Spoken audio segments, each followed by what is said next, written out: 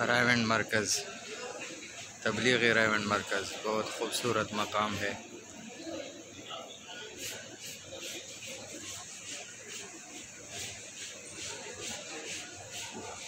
हर तरफ ईमानी माहौल है।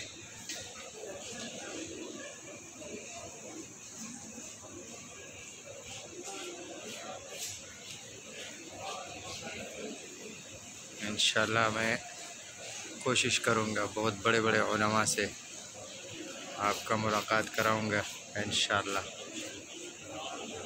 और हज़रत हाजी अब्दुल वहाब साहब और मौलाना जमील साहब रहमहुमुल्लाह के मज़ार पर भी इंशाल्लाह उधर मुख्तसर सी वीडियो बनाऊँगा, इंशाल्लाह आपको दिखाऊँगा।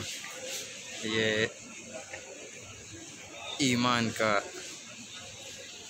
तहरीक ईमान का खूबसूरत मकाम है।